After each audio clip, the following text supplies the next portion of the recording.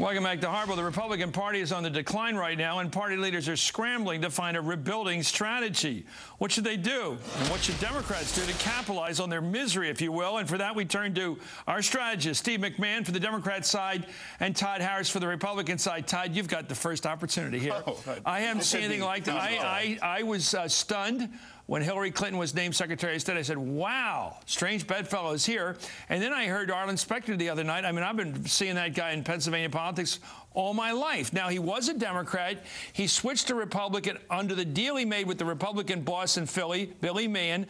I'll become a Republican if I win the DA's job, because he couldn't win on the Democrat side. And then he stayed with the party under that dispensation or deal for all these years from 66 on. And here he is in 2009 saying, well, I'm facing defeat in the primary in this party. I'll join the other party. It seems a little quick and easy. Should people be able to change parties just like that?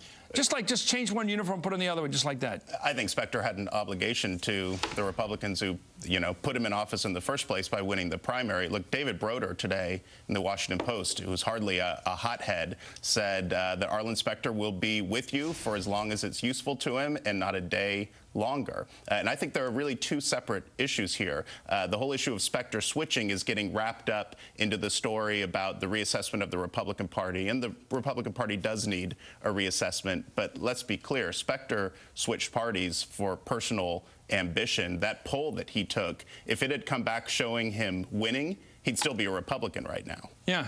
So you don't have any problem with him doing what he did, or you have a problem with it? No, I do have a problem with it because I think he did it for the wrong reasons. He absolutely did it for the wrong reasons. In fact, he didn't even pretend like it was a matter of principle. He simply said, I couldn't win a Republican primary and I want to stay in the Senate for good reasons because I want to stay in the Senate. But what's ironic here is that he changed parties to avoid a primary that he couldn't win, and he may end up in a primary that he can't win. There was a poll that was taken just a few weeks ago that showed Arlen Specter getting beat by a Democrat by 20 points among Democrats by 20 points. Murphy, or who was beating him? Well, it doesn't matter. Any Democrat who's like Ed Rendell, the Mayor Nutter would easily beat him. But I think any Democrat that gets in and runs as a real Democrat would beat him in a primary. And the question is, what does Barack Obama and Chuck Schumer and Harry Reid and all the Democrats in the Senate do then? Because I think it puts them in a really tough spot. Well, the problem for the Republican Party writ large is that you can't win in the Northeast. All you've got left are the two senators basically in Maine and one senator in New Hampshire who's retiring. After the retirement of Voinovich in Ohio and Martinez in Florida, you could really be peeled back. It's going to be goodbye Columbus at some point here. The map is moving right across the country where you guys can't win. And from the other end, too. The West, you don't have a single senator on the West Coast. All 6 senators, California, Washington State, Oregon, are all Democrats. We're in, a real, or we at least should be, in a real state of reassessment right now. The party has got to redefine. Well, reassess. Well, the party's got to redefine what it means to be a conservative. Everyone used to know, because Reagan brought a certain moral clarity and clarity of purpose to conservatism. It meant smaller, more efficient government, lower taxes, personal freedom and responsibility. But let's be honest, after the last 8 years, with deficits through the roof, government spending through the roof, Katrina, an unpopular war. You're taking all the fun out of this, Todd. You're admitting all the problems. Because there are. How are you going to? It's like going to therapy. You're never going to solve your problems unless you admit to them first. Yeah, people have lost what it means to be a conservative. So the first thing we need to do is redefine conservatism around the banner of smaller, more efficient government, lower taxes, greater personal freedom and responsibility. Secondly, we need to take those core principles and apply them to issues like healthcare reform, job creation, education, issues that are not necessarily going to do things that aren't just cutting taxes, smaller government. We need a message for people who are looking in the meantime, while they're going through these deliberations and soul searchings, you guys can sweep.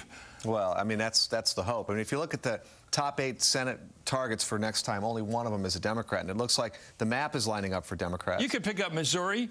Florida will be tough. Charlie Crist could be tough if he runs. You could pick up Ohio. Yeah. You could pick up New Hampshire.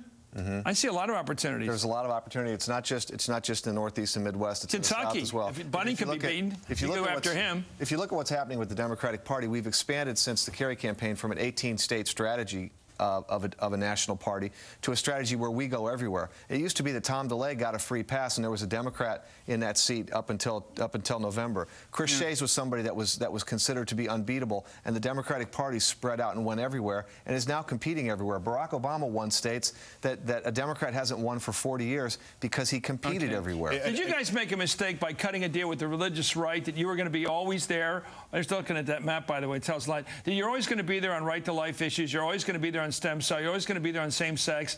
And then made a deal with Dixie years ago. You were going to be a little slow-mo on civil rights. Well, I think on the issue, on the social issues, whether it's abortion, stem cell, I don't think on the issue of civil rights. I think that civil rights, put that one aside, because I think our party was wrong on those issues. But on the issue of abortion, stem cell, there are a lot of Republicans who feel very, very deeply and have very deeply held personal beliefs on that, and we ought to be honoring those. But we also ought to honor those people who disagree with the party platform on those issues, but are going to be with us on things like cutting taxes, reducing the size of government. As I said before, I think Specter left the GOP for purely personal political ambition. Having said that, it was of note that a lot of Republicans were cheering the departure of a guy who was with us about 70% of the time, while the Democrats were welcoming with open arms a guy who's only with them about 30% of the time. That's right. You know, if you look at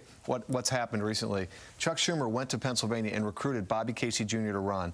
And it wasn't very long ago that a committee chairman like Chuck Schumer couldn't do that because Bob Casey was pro-life. And he got a lot of flack for doing it from the left. And he said, you know what? I'm recruiting candidates who can win. Rahm Emanuel did the same thing in the House. He got a lot of flack, and we won.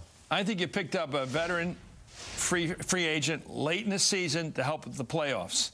I think Specter doesn't have a lot of years left. I mean, maybe 10, 20 years for all I know, but you really want him for health care. Look what Sergei Fedorov did the other night, huh? I know. I just think you want him for health care this year. The future is now. That's what this is about. Anyway, this is the old Redskins thing. Anyway, Steve McMahon, Todd Harris.